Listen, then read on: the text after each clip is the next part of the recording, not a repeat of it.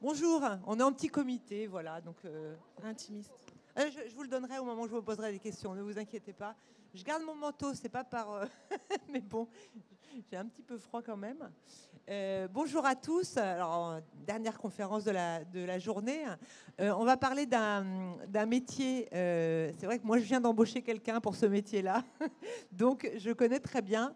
Et ce sont les métiers des réseaux sociaux. C'est vrai que même au Figaro étudiant, eh bien, on a Léa aujourd'hui qui est venue sur tous les stands. Je ne sais pas si elle est venue sur vos stands pour faire des vidéos, pour faire les réseaux sociaux. C'est un métier qui a le vent en poupe. Et c'est vrai qu'au début, on se disait, il y a quelques années, mais c'est un faux métier. C'est quoi ce truc? Non, mais attends, tu vas pas faire... c'est pas un métier, TikToker. Et là, aujourd'hui, on s'aperçoit que c'est un métier. C'est un métier, alors, les réseaux sociaux? Complètement. Complètement. Et parfois, c'est même une passion. C'est vrai que nous, notre TikTokeuse préférée du Figaro étudiant, elle est tout le temps en train de bouger, elle est tout le temps en train de déchaîner, elle faire des vidéos tout le temps. Et c'est vrai que ça prend une mesure incroyable. Vous vous formiez au début alors, vous pouvez nous présenter un peu l'école déjà? Oui, alors l'IM, c'est l'école du digital. On a donc 5 spécialités. On est spécialisé dans le numérique depuis 1996. Oui, C'est c'est la une première école que je connais depuis longtemps, qui est au voilà, pôle Léonard de Vinci. Léonard de Vinci à la Défense. Et je la connaissais surtout pour tout ce qui était jeux vidéo, je me rappelle. À l'époque, elle faisait beaucoup de ça. Enfin, j'imagine aujourd'hui encore. Hein. Toujours. Et en plus, on s'est pas mal lancé sur les réseaux sociaux et on a suivi la transformation. Oui. La transformation. Et quand je parle de passion, c'est vraiment comment donner du sens aux réseaux sociaux. Et ça, c'est génial en fait. Et on va maintenant sur de l'audiovisuel aussi. Mais l'audiovisuel nouveau. L'audiovisuel pour les réseaux sociaux. Pour les réseaux sociaux et les nouveaux médias. Parce qu'il y a une transformation des médias qui est en train de se faire. Et on le voit, hein, au Figaro étudiant, on a toute une équipe au Figaro, même au Figaro, pour les réseaux sociaux qui n'existaient pas. Je crois qu'on a dû embaucher une dizaine de personnes, oui. Rien que pour gérer les réseaux sociaux du Figaro. Et même au Figaro étudiant, vous voyez, en septembre, j'ai embauché quelqu'un. Donc, vous voyez, il y a des recrutements. Il y en a énormément. C'est vraiment une belle tendance. Oui. Une belle tendance. Alors, je vais vous poser la question. Pareil, vous auriez imaginé il y a quelques années que finalement les réseaux sociaux, ça deviendrait un vrai métier? Alors, je vais peut-être me présenter en amont. Oui. Donc alors, Ambre Le Cerf, et vous êtes à Digital Campus. Exactement. Donc, moi, je suis référente B1, B2, Bachelor 1 à B3, social media et influence. Et j'enseigne également donc le social media, le web marketing plus globalement. Et en effet, donc pour moi, les médias sociaux globalement, en effet, allaient se transformer forcément en métier. Parce que moi, déjà, quand j'ai fait ma formation, la question se posait déjà d'aller sur les médias sociaux. Et on m'enseignait le community management, mais plus comme une gestion de communauté. Donc tout ça, ça a énormément évolué. Et aujourd'hui, prendre conscience qu'on a une place à se faire sur les médias sociaux et qu'en effet, en tant que marque, il va falloir trouver sa place et inciter sa cible à interagir, à s'intéresser à la marque et la rendre plus humaine, hein, ni plus ni moins, c'est excessivement important. Et ça fait partie de la transformation numérique d'une entreprise et on ne peut pas passer à côté aujourd'hui. Donc aujourd'hui, on ne se pose même plus la question s'il y a des débouchés dans les réseaux sociaux. Ça tombe sous le sens. C'est évident et en plus, je pense que c'est un métier qui est très évolutif. C'est-à-dire qu'on peut commencer en effet à être dans les médias sociaux, puis dans un second temps, se tourner vers peut-être un aspect plus publicitaire. Les deux sont complémentaires, ou de la rédaction de contenu. Voilà, donc pour moi, c'est quelque chose c'est pas un métier qui est figé, c'est un métier où on peut l'apprécier pendant des années et se dire, je vais évoluer vers autre chose. Donc, et dans tous les métiers, hein, dans la publicité, mais aussi le journalisme, hein, je suis bien placée pour le savoir, c'est vraiment quelque chose où ça peut être une marque, L'Oréal, Chanel, tout le monde finalement a son réseau social et doit l'animer en fait. Tout à fait. Après, stratégiquement parlant, on ne se positionnera pas sur tous les médias sociaux. Il faut avoir conscience qu'en effet, en tant que marque, il y a une cible et il y a une cible qui est présente sur certains médias sociaux et pas sur d'autres. En effet, TikTok, on en parlait tout à l'heure.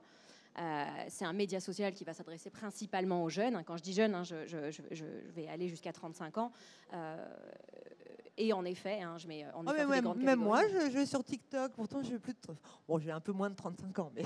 Non. Je fais des généralités, évidemment, mais soyons tout à fait honnêtes. À 36 ans, on peut être présent sur TikTok sans problème. Moi-même, je le suis. Forcément, en tant que prof, j'ai pas le choix.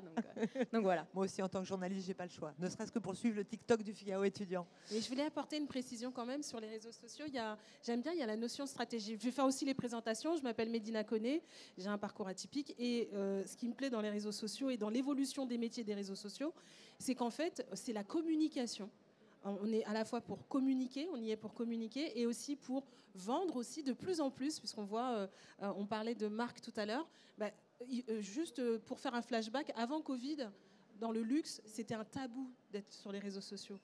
Un petit peu avant, un petit peu avant. Alors là aujourd'hui, plus du tout. Hein. Plus du tout, mais ils ont cherché en fait comment avoir un côté exceptionnel tout en étant dans les réseaux sociaux. Et là, il fallait trouver un style. Juste avant de vous voir, je regarde sur mon Instagram et je vois le compte Instagram de Chanel. Et il y avait les rencontres littéraires organisées par Chanel qui étaient sur Instagram. Alors je me suis dit, là, tout le monde est sur les réseaux sociaux. Tout le monde, mais pas de la même manière. Et c'est là que c'est intéressant de se former à la manière de rentrer sur les réseaux sociaux et de travailler dans les réseaux sociaux. J'adore cet exemple parce qu'on parle bien de littérature. Alors, le luxe et la littérature, ça match. On va parler de musique classique. Oui, je crois que c'était la princesse de Monaco qui fait des rencontres littéraires pour Chanel et c'est sponsorisé par Chanel. Donc, c'est une façon de parler du luxe autrement. Exactement. Mais comment rentrer dans des codes modernes de jeunes tout en gardant le côté exceptionnel. Et c'est ça qui est intéressant dans les réseaux sociaux, c'est qu'on peut justement travailler la culture avec un peu plus de finesse. J'adore ce côté. Donc c'est-à-dire le côté, on est une marque comme Chanel, on veut être sur les réseaux sociaux, comment on fait finalement? Oui, comment on fait pour installer sa marque et la développer? Oui, c'est ça. Ouais. Donc c'est vrai que c'est passionnant. Alors. Oui, si on a 3 micros, c'est mieux parce que. Ah bah oui. On a des problèmes de riches là. Merci. Une chose se pose, c'est quel métier exactement? Parce que je vois bien les journalistes, on prend des gens pour faire, vous interviewer dans la rue, pour les réseaux sociaux, la publicité, une marque comme on parlait de Chanel, Vuitton, etc. a besoin de personnes, mais ça s'appelle comment? Est-ce qu'il y a des métiers? C'est quoi? C'est journaliste, c'est quoi exactement? Alors, il y a plusieurs catégories. Je vais commencer par... Parce que c'est vrai qu'on ne connaît pas bien finalement. On voit ça toute la journée sur nos téléphones, mais on ne connaît pas trop l'envers du décor et finalement, qu'est-ce que ça représente comme métier? Il y en a plusieurs. J'aime bien parler des familles de métiers. Il y a ceux qui vont produire des contenus. Par exemple, vous parlez souvent d'influenceurs, des influenceuses. Mais nous, on a interviewé Juju Fitcats. Moi, j'avoue que je ne le connaissais pas. Moi, j'ai demandé à mon fils. Ah, mais évidemment, tout le monde connaît maman. Ben voilà, donc c'est des personnes donc c'est la star du fitness. Star du fitness. Donc, en gros, son contenu, c'est de montrer son corps, de donner des conseils sport. Ça peut être aussi des créateurs de contenu, ça peut être pour une marque aussi, mais ça c'est bien, les influenceurs c'est facile, on l'associe aux stars et aux personnes et aux individus. Mais après on peut aussi s'intéresser à une marque, on a parlé des grandes marques, mais par exemple vous lancez une marque de gobelets, on peut faire toute une histoire autour de ça, et vous prenez votre téléphone et tous les jours vous faites une histoire avec vos gobelets, vous êtes créatrice de contenu. Donc ça c'est les personnes qui vont nourrir. Après, je pense que dans les formations, ce qui est important à retenir, c'est qu'on n'est pas là pour former des influenceurs et on ne va pas former des influenceurs. Vous n'allez pas former le futur Juju Fitcats? On n'est pas là, pour moi, non. On n'est pas là pour former des influenceurs. En tout cas, chez nous, je ne vais pas rebondir sur l'IM. Mais en tout cas, je n'ai pas encore vu d'école d'influenceurs. Non, voilà.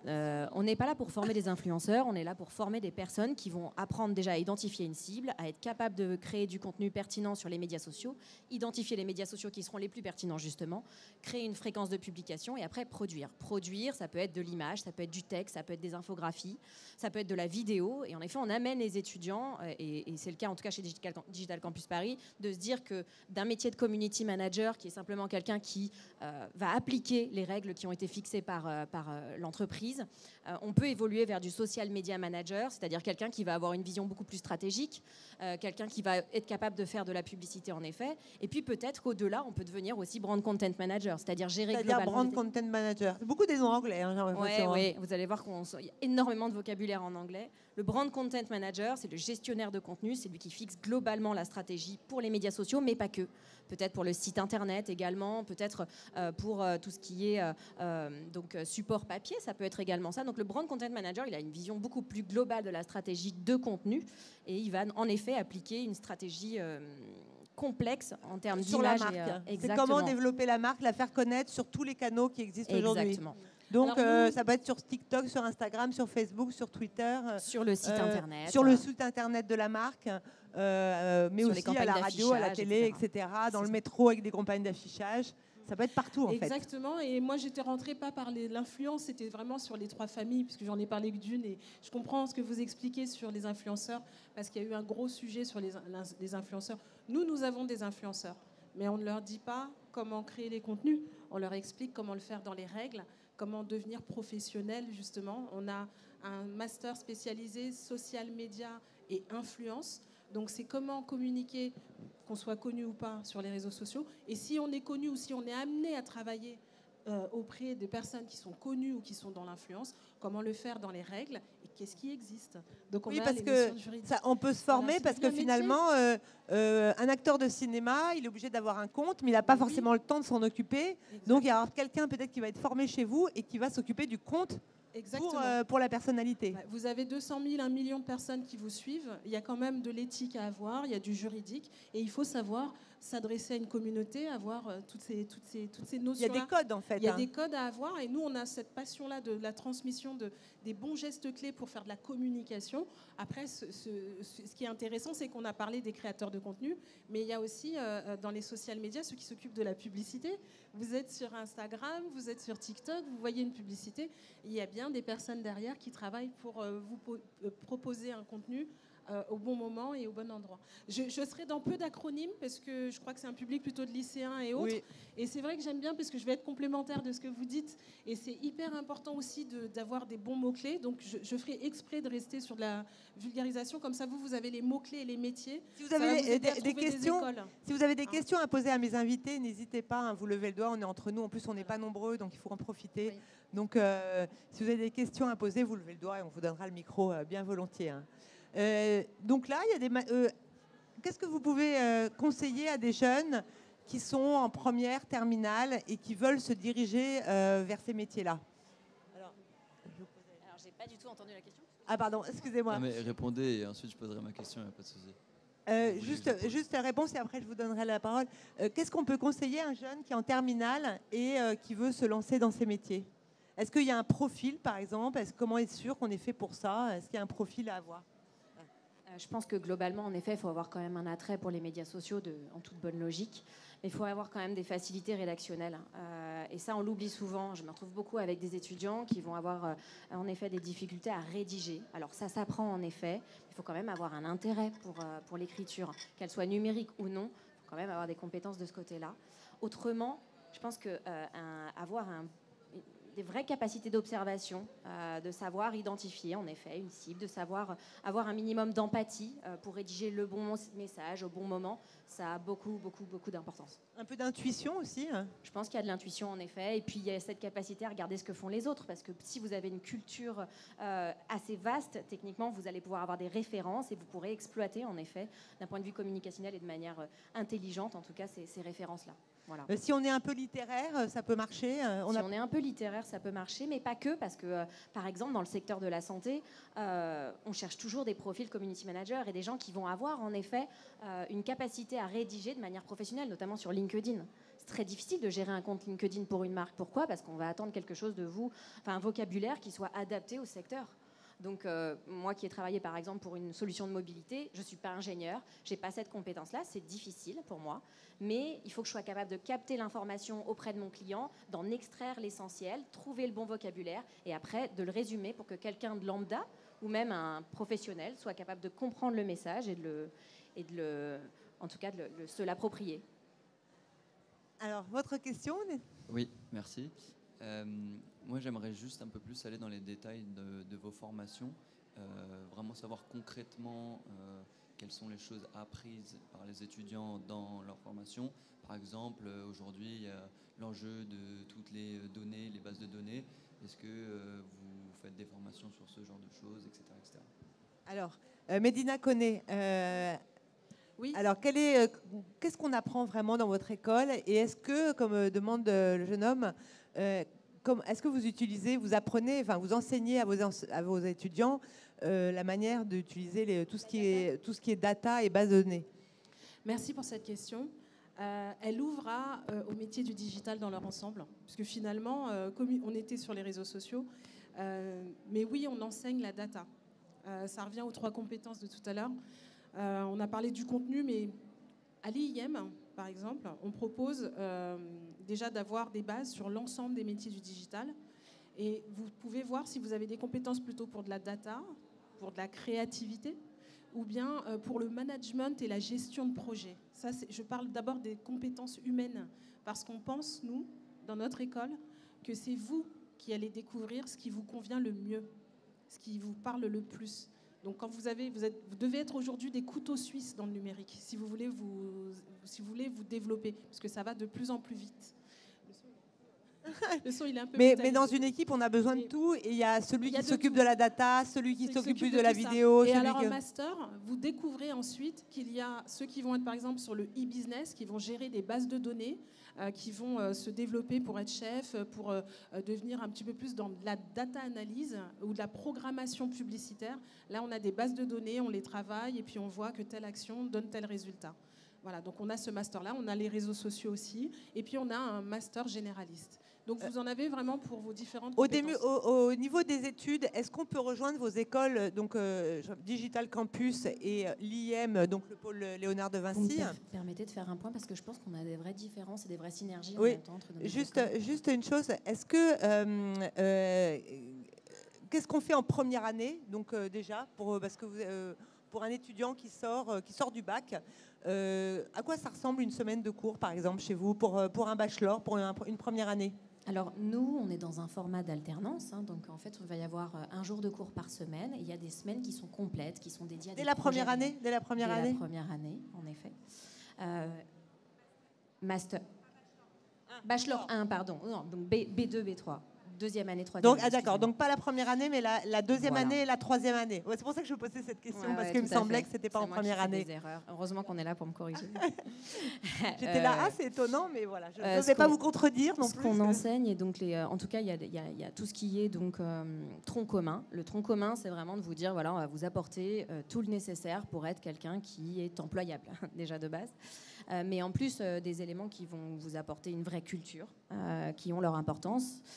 Et puis d'un autre côté, donc il y a cet aspect en effet spécialité à partir de la deuxième année où on va avoir donc en effet il y a social media et influence, on va avoir ce qu'on appelle de l'UX ou de l'UI, user experience ou user interface. En gros, l'idée c'est vraiment de vous dire que vous allez pouvoir imaginer le site internet et le structurer pour répondre à un comportement utilisateur. On va avoir donc la spécialité... Le UX designer, ce qu'on appelle comme ça. Exactement, c'est le métier du UX designer. On a donc un aspect qui est vraiment graphique avec le directeur artistique, celui qui va donc produire l'image de marque, qu'on va exploiter d'ailleurs nous pour les médias sociaux énormément. Et puis le dernier élément, c'est le motion designer, c'est celui qui va vraiment être en mesure de produire que de la vidéo, mais de la vidéo avec des effets très travaillés et pour donner en effet un peu plus de relief en fait à une vidéo qui soit est tournée, soit est travaillée exclusivement sur du graphisme. Voilà, donc ça, c'est les 4 pôles de compétences. Et en effet, nous, on n'a pas du tout cet aspect, entrepreneuriat, management. C'est pas notre aspect. Nous, on est exclusivement dédié donc, à l'aspect purement digital et à des métiers qui sont purement digitaux. Oui. D'accord. Oui, alors toujours la première année, on sort du bac, on vient chez vous, l'IM, qu'est-ce qu'on fait? Déjà, quand on sort du bac, la première chose, c'est qu'on veut que nos étudiants voient tous les métiers du digital. C'est par exemple le jeu vidéo, ils vont avoir de l'initiation, apprendre à créer des contenus en 3D, parce que la 3D aujourd'hui c'est un vrai enjeu, on le voit avec les lunettes, le VR, etc. En fait, nous avons 5 disciplines et nous avons vu que dans les métiers du numérique, ces 5 disciplines sont attendues par les professionnels. On a rassemblé des professionnels de plusieurs entreprises, qu'elles soient de petite taille ou de grande taille. L'idée, c'était qu'il y ait quand même un bagage derrière. Et on leur a dit, qu'est-ce que vous attendez des jeunes qui rentrent sur le marché du travail? Ils nous ont dit, on veut telle compétence, telle compétence, telle compétence. Et sur nos 5 axes, donc jeux vidéo, 3D, coding, donc comment on code un site internet, le marketing digital et la créativité. Il faut avoir un sens artistique, mais il faut avoir l'histoire de la culture, ça s'apprend. C'est pas simplement en allant sur Google, il faut sortir, aller au musée, faire des choses comme ça. Ils nous ont expliqué, il nous manque de culture à tel et tel niveau, et on a conçu un programme bachelor, donc première année, où ils découvrent ces 5 disciplines du numérique, et ensuite ils se spécialisent en deuxième année. Et après, le cursus, c'est comme un entonnoir, ça se spécialise. Donc ils sortent avec un bachelor, et après le master. Donc plus ils avancent, plus ils se spécialisent. C'est comme ça qu'on fonctionne. 5 axes, une généralité des métiers du numérique, et ensuite on se spécialise. Après, ce qui est intéressant, c'est qu'on peut rebondir, en fait. On peut très bien se dire qu'en deuxième et troisième année, on fait des médias sociaux. Et puis peut-être, finalement, qu'en master, on se dit j'ai plus envie de faire de la créa. Donc, je vais aller vers de la direction artistique. C'est pas incompatible et ça a du sens. Vous représentez des écoles privées, donc, qui ont un coût, évidemment. Il existe des écoles... alors, déjà, avoir peut-être une idée du tarif pour la première année, c'est de l'ordre de de 8 000 euros à peu près On est dans les 8 000 dans euros. les 8 000 euros par an. On est dans les 8 000 Est-ce que ça peut faire un sacré budget, j'imagine, pour la famille? Est-ce que vous proposez des formules de l'alternance, de l'apprentissage qui permettent justement peut-être de ne pas payer ses frais de scolarité et puis d'être payé par une entreprise? Alors je pose aux deux. Oui, oui, bon, salut. À l'IM. Oui, voilà. Oui, on se suit. Alors, avant le budget, j'aime bien dire une chose, c'est que c'est vrai que c'est un budget. C'est vrai que c'est un budget. Je vais juste rappeler une chose qui est hyper importante. Il y a 80 000 postes à pourvoir qui ne sont pas pourvus dans le digital, toute industrie confondue. Je dis bien toute industrie. Dans l'aéronautique, on cherche, la cybersécurité, on cherche. Quand on additionne tout, c'est 80 000 postes à pourvoir. Et surtout, l'employabilité. Nous, on a 96% de personnes qui trouvent du travail. Donc, ce n'est pas pour faire une pub sur l'école simplement. Quelle que soit l'école où le jeune s'inscrit, je dis toujours, il faut que tu investisses sur toi. Ça vaut le coup de mettre 8 000 euros la première année. Chez nous, en tout cas, en Bachelor 1, c'est 8 100 euros. Mais après, quand il y a les alternances arrivent dès la 3e année d'études chez nous. C'est l'entreprise, actuellement, qui finance l'école. Donc, les parents font 2 ans d'efforts, effectivement, financiers. Mais l'employabilité est juste énorme au niveau national et international. Donc, ça peut valoir le coup d'investir sur ça. Je vais vous proposez aussi de l'alternance à Digital Campus? Oui, tout à fait. Alors nous, en effet, donc là, je viens de demander à ma spécialiste. Nous, en première année, donc c'est 7 900 €. Et en effet, à partir de la B2, donc 2e année, on va proposer de l'alternance. Moi, je voudrais juste qu'on repense en fait à ce qui s'est passé. Enfin, moi, quand j'ai fait mes études, et j'imagine vous, nous, on finançait l'intégralité de nos études. Aujourd'hui, il y a un format qui est très différent, qui est celui de l'alternance, qui permet en effet d'avoir une expérience métier et en même temps un suivi de cours pour vraiment compléter. Voilà. C'est vrai que ça s'est généralisé l'alternance, voilà. même dans les médias. Donc finalement, au Figaro, on prend énormément d'apprentis, par exemple. C'est vraiment tous les médias confondus. Si vous êtes un étudiant sérieux, faut financer la première année en effet. Faut financer la première année, mais c'est pas incompatible en effet, puisque il y a la possibilité aussi d'avoir un petit boulot à côté, puisque c'est pas non plus du temps plein en permanence. Donc ça, c'est aussi, à mon avis, finançable au moins de moitié sur la première année en bossant. Et puis un étudiant sérieux, dès la 2e année, il est en capacité de trouver cette alternance. Enfin, vraiment, il n'y a pas d'inquiétude à avoir. On les forme et on les rend le plus professionnel possible pour leur permettre d'avoir accès à des métiers. Et notamment, je pense que le métier de community manager est complètement accessible dès la 2e année. Donc, faut pas s'inquiéter sur le financement. Et en effet, l'école est là pour vous accompagner dans la recherche de votre alternance. Il y a tout un pôle qui est vraiment dédié à ça.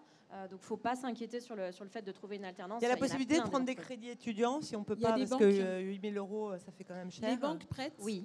On n'a pas 8 000 € sur son compte qui dort. Oui, c'est vrai.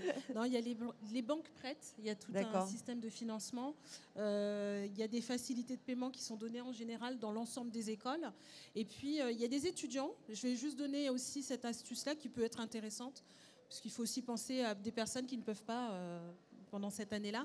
L'astuce, c'est de se dire, je vais suivre un autre cursus gratuit, c'est l'éducation nationale, pour au moins avoir des bases et arriver en master au niveau de l'alternance. Moi, j'ai le plaisir d'avoir vu des gens au salon ici, et 2 ans après, de les retrouver, parce que voilà, il y a la maturité, il y a le service public qui a joué son rôle d'initiateur pour donner un peu la niaque au niveau culturel et aux jeunes de trouver le financement. Et ensuite, ils arrivent chez nous au niveau master. C'est ce que j'allais dire. Il y a beaucoup de gens qui font un BTS. Ça, et là, il y a l'alternance. Mais est-ce que l'alternance sera toujours financée? C'est un autre sujet. Mais au moins, avec l'alternance, on sait qu'il y a possibilité d'avoir des revenus plus stables. Et c'est rassurant pour les Beaucoup d'étudiants font une classe préparatoire, un BTS, une licence, et viennent finalement dans vos écoles au niveau master pour faire une alternance en entreprise. Oui, c'est vrai que je vois ça fréquemment. Cela étant dit, il faut quand même garder conscience qu'il faut que ce soit compatible en fait, parce qu'il y a des études que vous avez faites au préalable qui n'ont rien à voir avec le métier du digital, et vous arrivez en fait avec un retard malgré tout, parce que certains ont déjà fait 3 ans au préalable avec justement de la spécialité déjà qui est initiée. Donc, oui, c'est sûr que des études Alors, est-ce qu'il y a des études que vous recommandez, des BTS qui sont compatibles, ou des formations publiques qui peuvent être compatibles avec ce type de métier par la suite? Oui, il y a Je vais vous donner un exemple. J'ai un jeune qui avait fait des études de marketing du sport. C'était une filiale qui était dans son université. Il avait fait sport-études. Jusqu'ici, STAPS. voilà. Jusqu'ici, tout va bien. Mais il avait fait des petites options en marketing pour parce qu'il voulait devenir manager dans le marketing du sport. Voilà. Bah, on se dit à la base, il n'a pas toutes les bases. Il s'est donné 1 an en suivant des cours gratuits en ligne, en regardant des tutos. Ça ne remplace pas les cours, hein, je vais être claire avec vous. Hein. Si c'était ça, ce serait facile. Hein. On peut tous avoir des notions théoriques, mais il nous manque la nuance. Et puis les cours se périment très vite dans le digital. Ça, il faut se le rappeler. TikTok, il y a 3 ans, ce n'était pas TikTok. Donc voilà. Et quand il est arrivé, nous, on a un master qui permet à des personnes qui n'ont pas suivi des écoles numériques d'intégrer. Mais il y a plusieurs possibilités. C'est-à-dire que sur son dossier, pour revenir au dossier, il a dû prouver ses connaissances. Normalement, dans certaines écoles, à l'entretien, il ne passait pas. Il m'avait expliqué son parcours. Et figurez-vous que là, il termine son master cette année. C'est le meilleur. C'est le meilleur. Il a un esprit sportif. Bon point. Et puis surtout, il s'est nourri de la culture digitale. Il a eu quelques mois pour s'adapter un peu, mais ça y est, c'était parti. Donc il y a des parcours. Nous, on aime ces parcours atypiques, mais on aime la volonté des jeunes. On aime le fait qu'ils écrivent leur propre histoire. Voilà, c'est ce qui nous porte en fait. Est-ce qu'il y a des choses il faut quand même quelque chose, une base. Après, on peut aussi recommander. Il y a des BTS d'audiovisuel en région parisienne. Il y a des licences de communication à l'université, des licences de cinéma à l'université. Ouais. Il y a même des BUT, maintenant on appelle ça des BUT, en tout ce qui est informatique, qui peuvent, ou même des prépas littéraires, hein, pour ceux qui sont plus dans la narration, qui peuvent, ou dans l'écriture, qui peuvent bien préparer aussi, alors évidemment peut-être en se spécialisant chez vous après, Ouais. mais Nous, pour répondre à ces profils, on a un système qui s'appelle la prépa master. Et en fait, le concept de la prépa master, c'est justement d'intégrer ces personnes-là qui ont finalement pas suivi une filière classique, je dirais, dans notre école en tout cas. Ils ont suivi en effet une filière classique, on va dire plutôt basiquement parlant. Oui. Une filière plus académique, disons. Voilà, académique, c'est le mot que je cherchais, merci. Donc ils ont suivi une filière plus académique, donc ils ont leur place en effet dans notre école, mais on leur permet une intégration qui soit quand même plus soft, parce que c'est vraiment dur, en effet, c'est un super profil hein, ce qu'on présente là, mais c'est quand même dur d'arriver en direction artistique par exemple en master et de se rendre compte que je n'ai jamais touché ni à aucun outil de la suite Adobe et ça va être très compliqué pour moi. Donc c'est vrai que nous on propose cet effet de cette entrée un petit peu qui permet un intermédiaire entre deux et de permettre aux gens en effet de mettre la main à la pâte et de faire un truc un peu accéléré, mais qui va faciliter la tâche pour l'entrée en master et qui va être quand même plus rassurant et moins difficile, parce que voilà, c'est dur d'arriver dans un endroit où tout le monde a déjà tout avancé en grande partie dans son métier, quoi. Oui, mais ça peut être des formations un peu complémentaires aussi. Tout à fait. Oui, on insiste aussi, j'insiste sur un point, c'est que c'est vrai que ça dépend des écoles et des filières. Je reprends, juste pour situer, effectivement, si on veut être spécialiste, il faut mieux un cursus complet. Ça veut dire qu'on sait déjà ce qu'on va faire. Nous, on a créé un master généraliste, donc c'est des personnes qui vont découvrir, par exemple, le numérique, et on intègre ces personnes-là. Donc j'insiste bien sur ce point-là, et c'est pour ça qu'il faut s'intéresser au parcours des écoles, aller aux journées portes ouvertes pour voir. Et pour revenir au cas des réseaux sociaux, après je crois qu'il y a une question, pour revenir au cas des réseaux sociaux, les réseaux sociaux, il faut quand même avoir de la culture générale, et je pense qu'il faut, même un étudiant en sociologie va plus m'intéresser, un candidat ou une candidate en sociaux va m'intéresser pourvu qu'il y ait de la curiosité derrière cette candidature. Moi, je vais vraiment accepter un profil en sociaux, en bachelor 2, donc c'est-à-dire voilà, après la licence, et qui se dit voilà, je vais intégrer l'école, j'ai pas suivi de parcours numérique. En bachelor, ça passe. En master, il faut quand même avoir de grosses notions marketing, communication et autres pour intégrer l'école, effectivement. Est-ce qu'il y a des questions, tous ces métiers? Alors toujours, on reste avec vous, hein, on est un petit comité, on en profite. Voilà, c'est super. Parfois c'est sympa aussi quand on n'est pas nombreux. Hein. Voilà. Non, même pas. Vous voulez vous asseoir là? Je l'ai depuis cet après-midi, depuis ce matin dans les mains. Donc, on est mieux ici que dehors, hein, je ne voulais pas dire, mais voilà, on est bien. D'accord. On est d'accord. Non, je vous prive pas d'une journée au soleil en venant ici. Non, hein, ça va. Non, plus précisément, j'aimerais un peu me mettre dans les bottes d'un recruteur. Qu'est-ce qui différencie un étudiant d'école de commerce et un étudiant de vos formations? C'est une très bonne question. Hein. C'est une très bonne question. Alors, qui veut répondre? Alors, Moi, j'ai fait une école de commerce. Voilà. Voilà où ça mène. Et j'étais d'ailleurs dans son école. Non, j'ai pas fait son école, j'ai fait une autre école du pôle. Famille, peu importe. Le MLV. Ouais. En fait, un étudiant d'école de commerce, il va en effet avoir cette capacité quand même à très très bien comprendre la cible. Et puis, il va pouvoir s'orienter vers quand même des métiers qui sont plus dans le management, c'est-à-dire qu'on va pouvoir gérer un peu des équipes, on est formé pour ça et on sait, par exemple, gérer sa propre boîte. On a accès, en effet, à de la gestion sur Excel, à être capable de faire sa propre facturation. Enfin, il y a plein d'éléments comme ça qui sont très différents de ce qu'on apprend en école du digital. C'est différent, pourquoi ? Parce qu'en école du digital, on vous apporte en effet un côté plus académique. C'est vrai que vous pourriez avoir tout à fait des cours de sociologie en fait en première année pour justement vous donner une certaine culture et vous laisser l'esprit suffisamment ouvert pour choisir votre spécialité dans la meilleure des mesures possibles et que vous ne soyez pas perdu en train de vous dire mais qu'est-ce que je vais faire en fait. La grosse différence aussi, c'est que là, on est spécialisé dans le domaine du digital. Donc, tandis qu'une école de commerce... Mais pas que, parce que dans l'école de commerce, aujourd'hui, on va vraiment vous amener dans le digital. Enfin, ça reste un incontournable dans l'école de commerce. Mais c'est vrai que nous, je pense qu'on va aller beaucoup plus vite dans la spécialité. Beaucoup plus vite dans la spécialité. Alors moi, j'ai enseigné aux deux profils, ça tombe bien. J'ai fait enseignante de double diplôme, école de commerce et digital. D'ailleurs, l'IM a une école de commerce dans le groupe Léonard de Vinci. Celle que j'ai faite. C'est le MLV qui a le MLV qui est une école assez connue. Ce que je constate dans les profils, donc vous me demandez pour le côté recruteur, ce qui va faire la différence.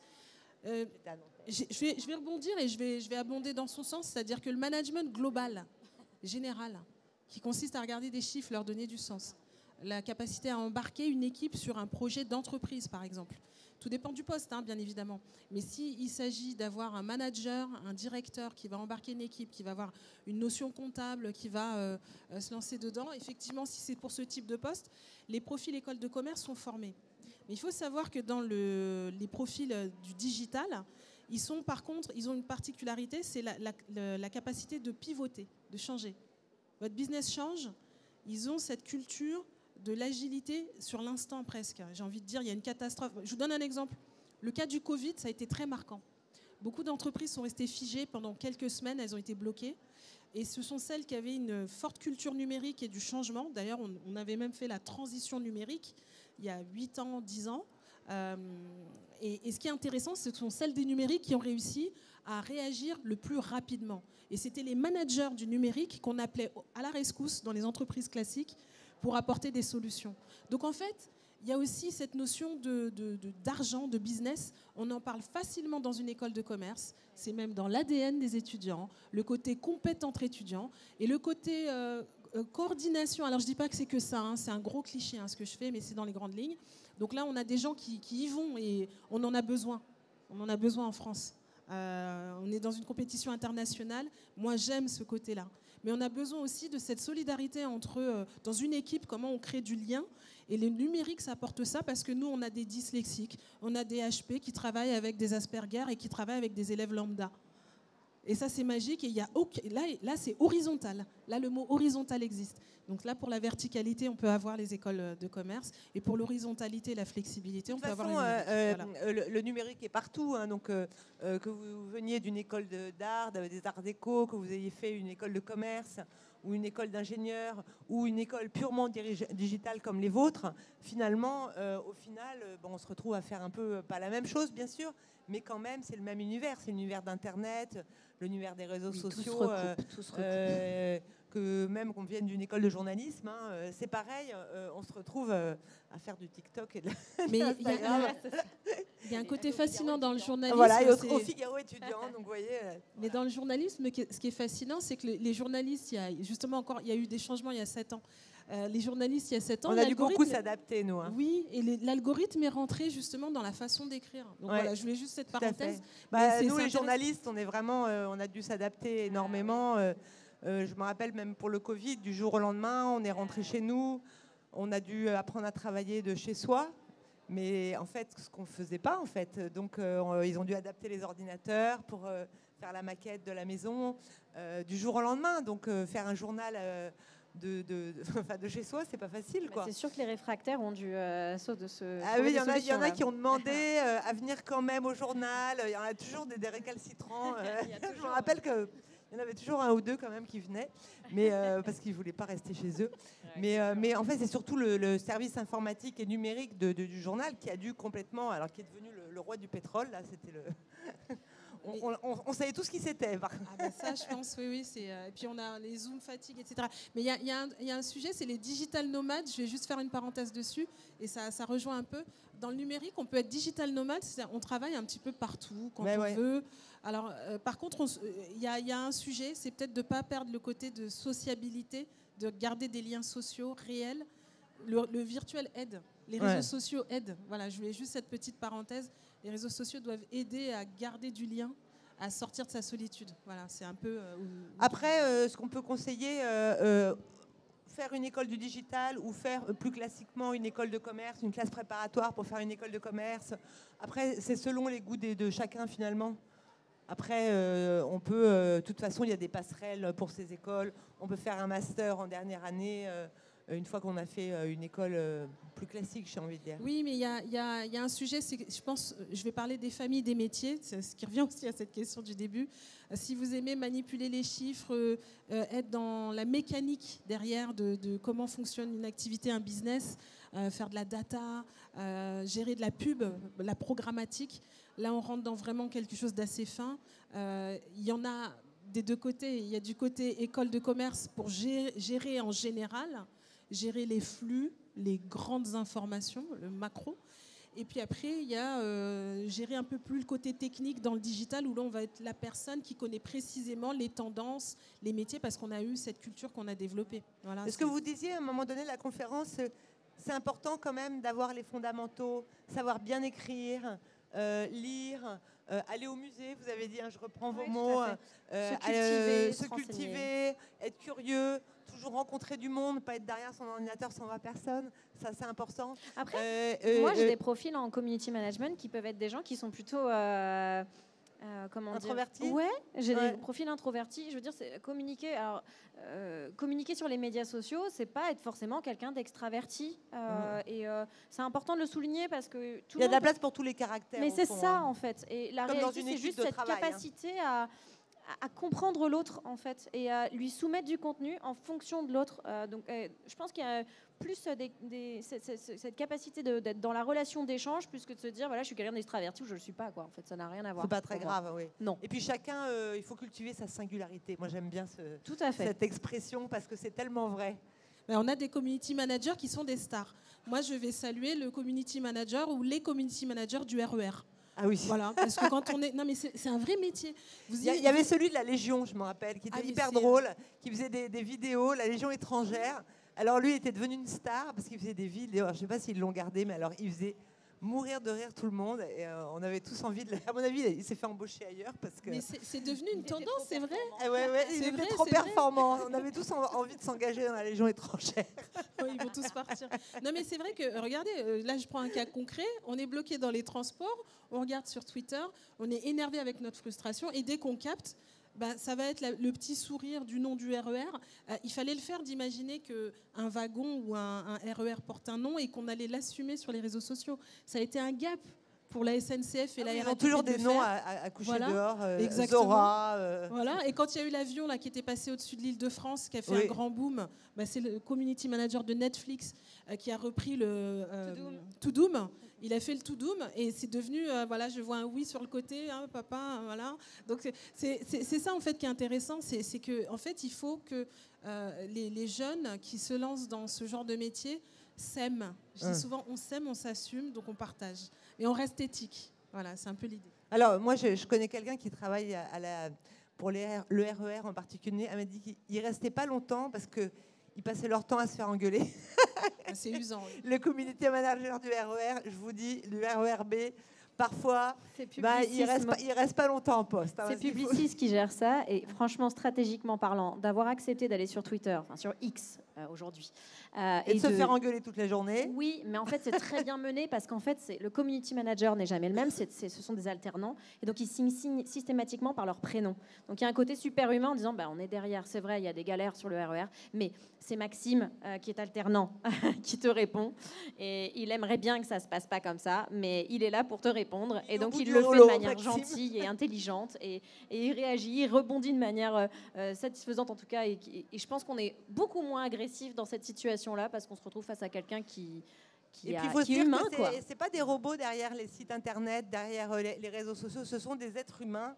Et pensez à chaque fois que vous insulterez les gens qui écrivent des articles, parfois il y a des gens derrière. Et en fait, c'est un métier d'humain, c'est pas un métier d'ordinateur. Et c'est vrai que moi, par exemple, les gens m'écrivent redac-étudiant@figaro.fr et dès qu'il y a un problème technique sur mon site, ils envoient un mail. Et alors, je leur réponds tout de suite. Je leur ai dit désolé, je vais essayer de résoudre votre problème. Ils sont hyper étonnés que ce soit moi qui réponde. Je pense qu'ils pensaient qu'il y avait un robot derrière. Et non, ça arrive sur ma boîte mail. Et puis je réponds, je dis merci, c'est très gentil de m'avoir dit qu'il y avait un bug. C'est vrai que ça fait partie du métier de community manager, d'avoir aussi cette capacité à prendre énormément de recul quand on reçoit un message horrible. Moi, j'ai travaillé pour les théâtres parisiens associés, alors j'avais un monsieur pendant 1 mois qui tous les jours m'écrivait « C'est une catastrophe, cette pièce était horrible, mon Dieu qu'on est mal assis dans votre théâtre ». Enfin bref, le genre de truc qui a tendance à vous agacer tendanciellement, mais vous restez avec beaucoup de recul. Je ne suis que Ambre, je ne suis pas donc les théâtres parisiens associés, enfin si je le suis, mais... Voilà. Et la réponse, apprendre à modérer, ce qu'on appelle modérer, c'est être capable de répondre de manière intelligente et prendre beaucoup de recul en disant on est navré, que vous ne soyez pas satisfait, on comprend bien que... Généralement, les gens sont tellement étonnés qu'on leur répond. C'est ça. Ils se calment tout de suite. J'ai eu l'exemple hier, il m'a dit oui, c'est incroyable, je vous avais déjà dit qu'il y avait un problème technique, je le redis, et puis ça ne s'est pas résolu. Et je dis désolé, je vais le résoudre tout de suite. Désolé de mon message un peu sec. Non, je pense que voilà, modérateur, ça donne une bonne image à la marque en fait. C'est très important. On avait développé à un moment ce système de bot avec le petit message automatique. On a supprimé ça parce que c'était insupportable. Voilà, ça a été une tendance, et c'est resté une tendance. Ça n'est plus tendance. Moi, j'avoue qu'on l'a enlevé nous au Figaro. Parce que c'est excessivement pénible quand c'est des réponses à côté de la plaque. Que voulez-vous faire sur ces métiers-là, c'est vrai qu'il faut avoir du recul. Mais côté formation, il y a un sujet sur la formation. On parle des thématiques qui peuvent... Nous, on a tout au long du parcours, que les personnes restent dans la communication ou pas. À l'IEM, on a développé un sujet, c'était l'éthique. Ça fait partie du RSE, en fait. C'est la responsabilité sociale des entreprises. On est vraiment dedans. Et l'idée, c'est que quand on est community manager, il y a effectivement prendre du recul, mais il y a aussi avoir le sens de ce qu'on fait et puis se dire aussi qu'il y a des thématiques. On est programmé à se dire ça va être une catastrophe. Moi, j'ai travaillé après mes études, avant de monter ma société, puisque j'ai monté une société, j'ai travaillé dans un service de résiliation d'un opérateur du câble, service résiliation. Ce qui veut dire que 90% des appels sont pour dire ça marche pas, j'ai raté. Donc, ça. Tu te fais larguer 24 heures sur 24. C'est-à-dire que c'était ça pendant 7 heures, pardon. 7 heures de grogne, de problèmes techniques, de problèmes de facturation. Donc en gros, j'ouvrais la porte du bureau, c'était problème. Donc le community manager ne vit pas forcément que ça, mais c'est pour dire en fait que quand on est dans des métiers dont on a intégré qu'il peut y avoir des difficultés, on tient. J'ai tenu 5 ans dans cette entreprise parce que j'ai monté ma société, après je l'ai développée et ensuite j'ai démissionné pour être à mon compte. Mais ce que je veux vous dire, c'est qu'en fait, le community manager, il doit être agile, il doit s'aimer, il y a l'ego, faire la différence entre son métier et sa personne. Donc ça, on l'enseigne.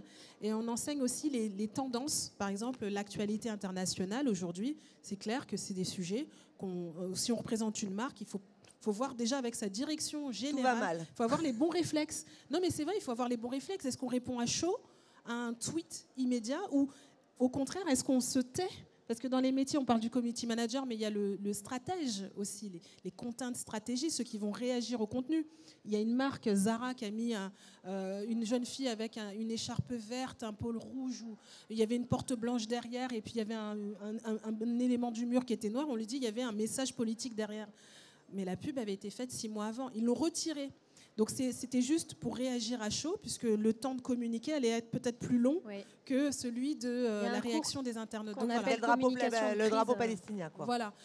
Moi, j'ai choisi, en tout cas sur ces sujets-là, de dire qu'il faut toujours inculquer aux étudiants, quand ils arrivent en alternance, le sens de il faut hiérarchiser les urgences. Voilà. D'ailleurs, c'est le rôle du community manager de dire aux salariés, ne répondez pas, on vous insulte sur Twitter, mais ne soyez pas, ne répondez pas forcément à toutes les remarques qu'on vous fait. Normalement, le community manager est formé avec un cours qui s'appelle communication de crise. Et en effet, la communication de crise peut très vite arriver.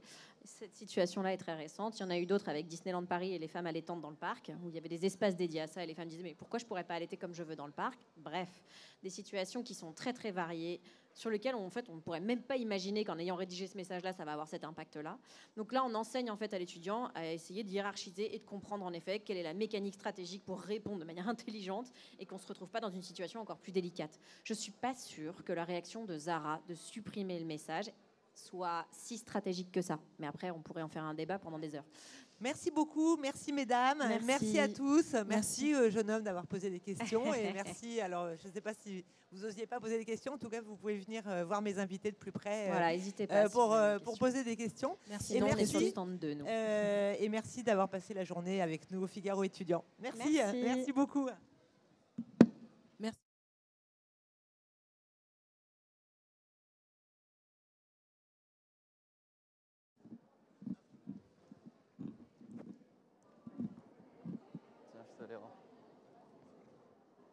Enfin les gars. Au top.